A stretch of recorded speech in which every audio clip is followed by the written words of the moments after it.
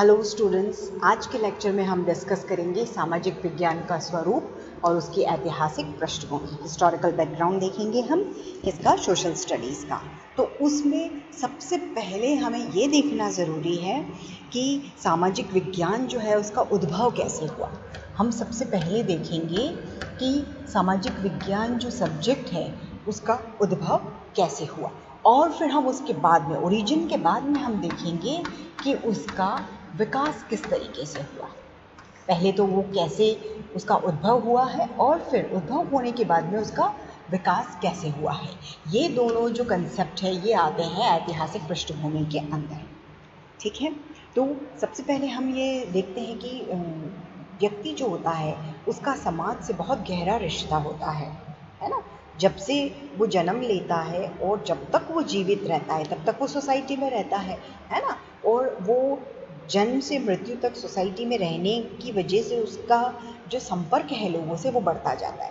पहले तो क्या है, पहले तो कुछ लोग जो होते हैं उनसे उसका संपर्क होता है लिमिटेड, चाहे एक कहें, चाहे दो कहें, चाहे चार कहें, इतने ही लोगों से उसका कांटेक्ट रहता है। लेकिन जैसे जैसे उसकी आयु बढ़ती जाती है, जैसे जैसे उसकी आयु में वृद्धि होती जाती है, वैसे वैसे उसका जो दायरा है वो बढ़ता जाता है और पूरा विश्व जो होता है वो उसके अंदर आ जाता है। मतलब उसका कांटेक्ट कई जनों से हो जाता है। ठीक है, अब हम इसमें ये देखते हैं कि अब व्यक्ति जो है उसको सक्सेसफुल होने के लिए लोगों से मिलना, उनसे बातें करना, दूसरे लोगों से कांटेक्ट करना, इंटरेक्ट करना बहुत आवश्यक होता है।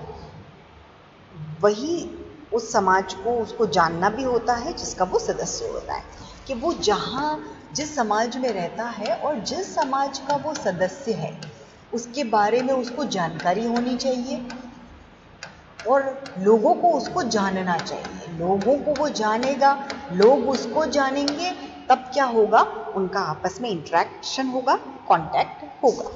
ठीक है, अब हम ये बात करते हैं कि अलग अलग सब्जेक्ट्स इसके अंदर आते हैं। हम सोशल स्टडीज़ की बात करते हैं तो स्कूल लेवल पे हम देखते हैं कि 10+2+3 का कंसेप्ट है हमारा, है ना। और इसके अकॉर्डिंग एजुकेशनल स्ट्रक्चर बना हुआ है और इसमें हम, अगर हमको विश्व का नॉलेज चाहिए, हमको जानकारी चाहिए, तो सोशल स्टडीज़ के अंदर कौन कौन से सब्जेक्ट्स को हम इंक्लूड करते हैं। तो प्रीवियस लेक्चर्स में हम ऑलरेडी डिस्कस कर चुके हैं कि इसके अंदर आता है हिस्ट्री, जिसे इतिहास कहते हैं। इसके अंदर आता है अर्थशास्त्र, जिसे हम क्या कहते हैं, इकोनॉमिक्स कहते हैं।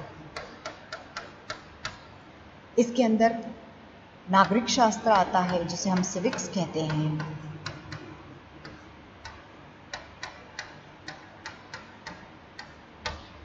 इसके अंदर मनोविज्ञान आता है जिसे हम साइकोलॉजी कहते हैं।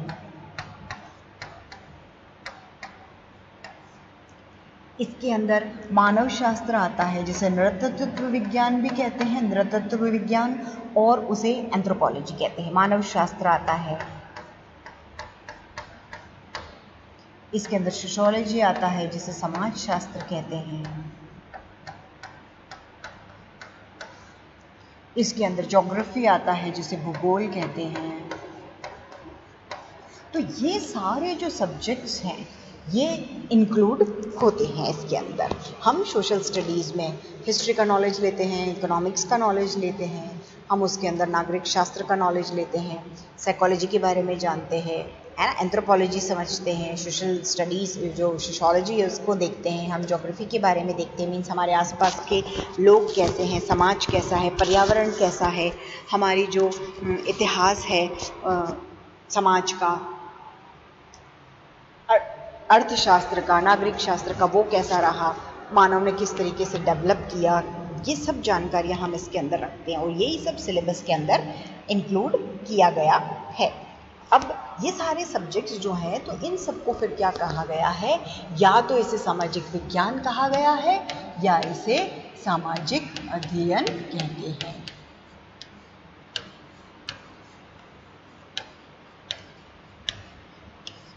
या इसे सामाजिक अध्ययन हम कहते हैं।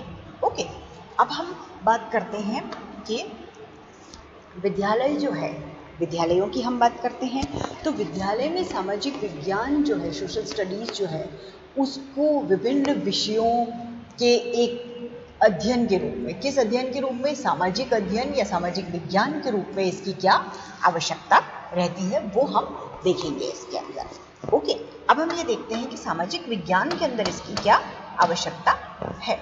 सबसे पहले हम देखते हैं कि सोशल साइंस जो है, सामाजिक विज्ञान जो है, उसके अंदर सारे सब्जेक्ट्स इंक्लूड होते हैं। कौन कौन से? उसके अंदर सिविक्स आता है, उसके अंदर हिस्ट्री आता है, उसके अंदर इकोनॉमिक्स आता है, सोशियोलॉजी आता है, एंथ्रोपोलॉजी आता है, साइकोलॉजी आता है, ज्योग्राफी आता है। तो ये सब जो अलग अलग विषय हैं जिनके बारे में अभी हमने बात की, उनके रूप में इनका अध्यापन करना उचित नहीं है।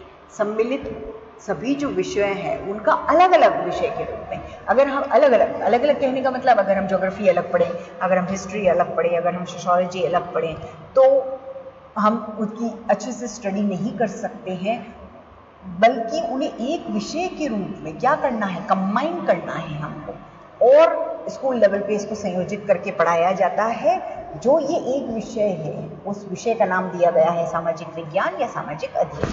हमने प्रीवियस जो हमारे लेक्चर्स थे उसके अंदर हमने पढ़ा है कि सामाजिक विज्ञान का उद्भव कैसे हुआ था, वो किस तरीके से उसको तैयार किया गया था, कैसे उसका स्वरूप तैयार हुआ है, कैसे उसकी प्रकृति है, कैसे उसका विशेष क्षेत्र है।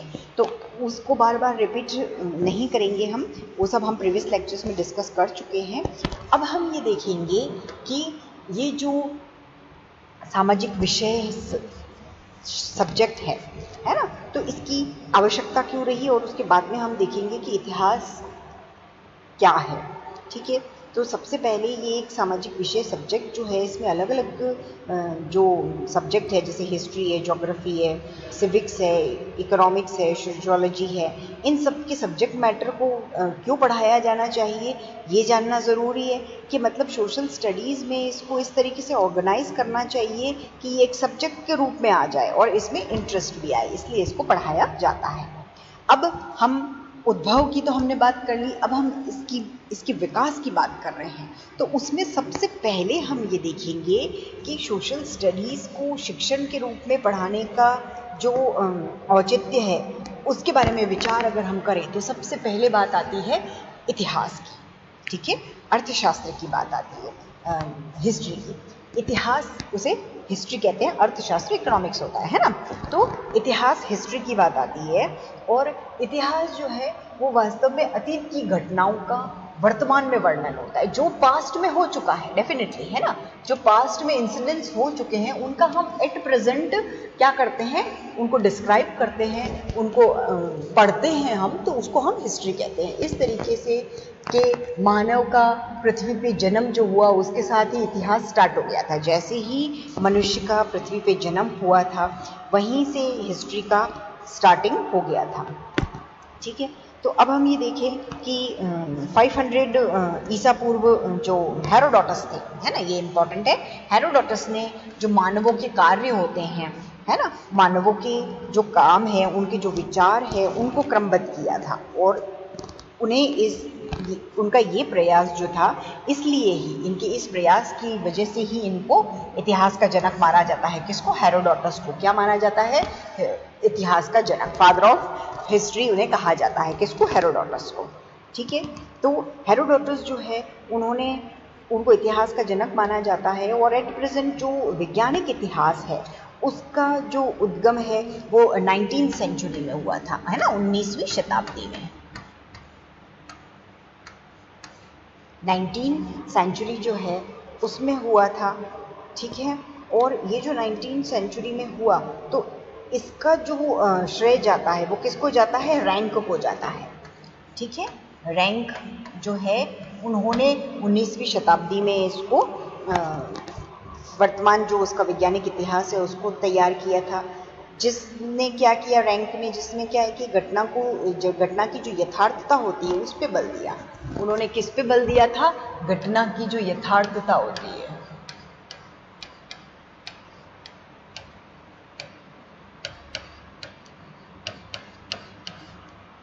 घटना की जो यथार्थता है उन्होंने उस पे बल दिया।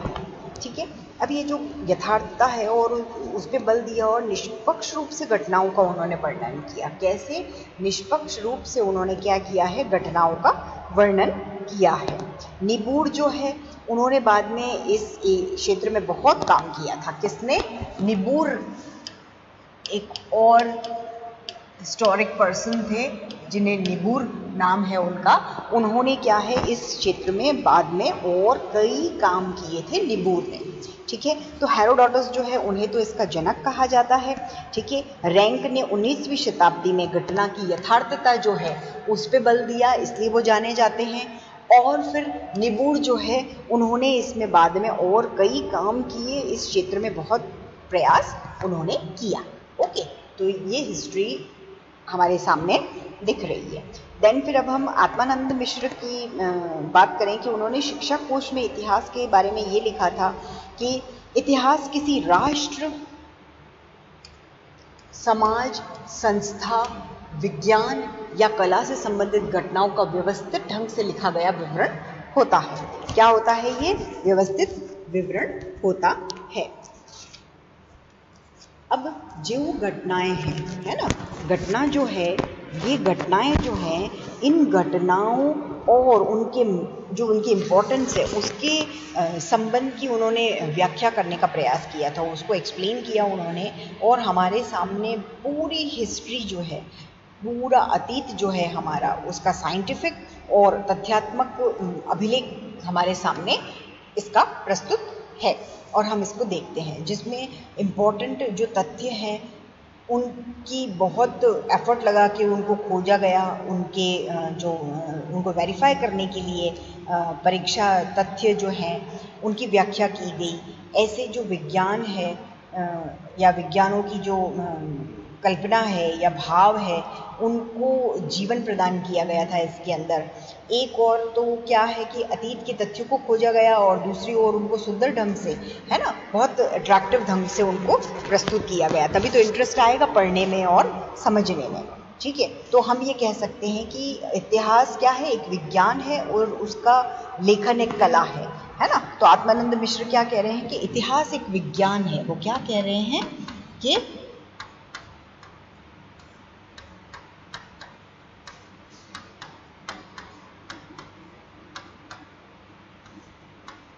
इतिहास क्या है?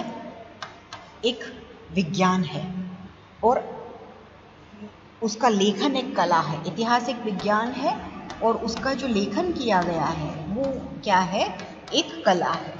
कि उसको इतना अट्रैक्टिव तरीके से एक्सप्लेन किया गया है कि उसको समझने और पढ़ने के लिए लोग आतुर रहते हैं।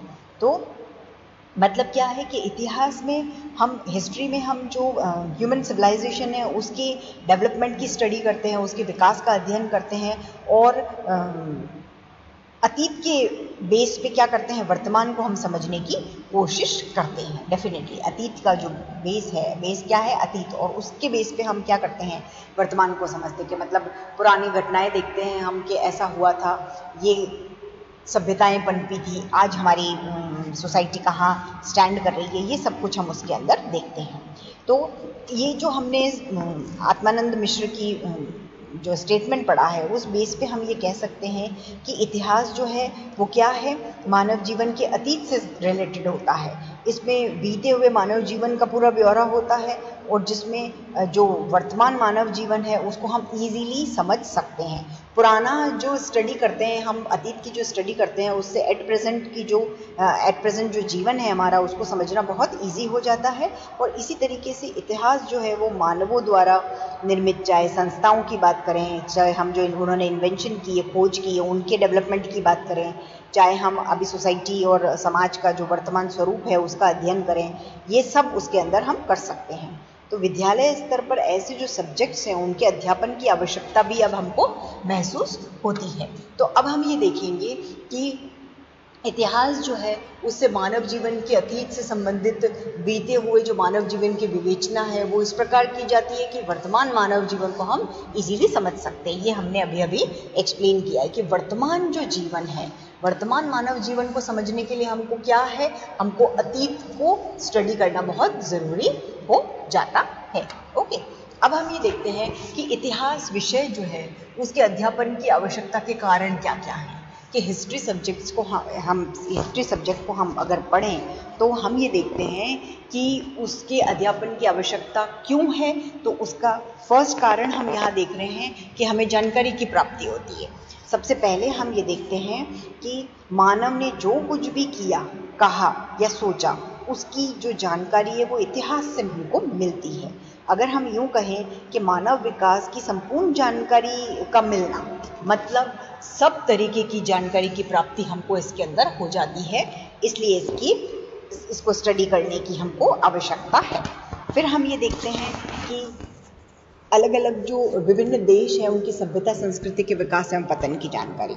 अब हम उसके बाद अलग अलग देश जो है उनकी सभ्यता संस्कृति, उनके विकास और उसी के साथ उनके पतन की जानकारी हमको मिलती है। मतलब हम ये देखते हैं कि इतिहास के अलग अलग जो देश, इतिहास से विभिन्न जो देश हैं उनकी सभ्यताएं कैसी है, उनकी संस्कृति में कितना विकास हुआ है, और अगर उनका पतन हुआ है तो उनके कारणों की हमको जानकारी इससे मिलती है। फिर हम देखते हैं कि भविष्य को उज्जवल बनाने की चेष्टा क्या है, कि अतीत की घटनाओं से हम शिक्षा लें। जो अतीत में जो कुछ भी घटा है उससे हम शिक्षा लेकर वर्तमान जो है हमारा एट प्रेजेंट जो हम जी रहे हैं और हमारा भविष्य जो होगा, आगे आने वाला जो कल होगा, उसको उज्जवल बनाने की हमारी जो इच्छा है वो इतिहास के अध्ययन से हम कर सकते हैं। फिर है अंतर्राष्ट्रीय सद्भाव के विकास की संभावना। ठीक है, कि हम ये देखते हैं कि अंतर्राष्ट्रीय सद्भाव है ना,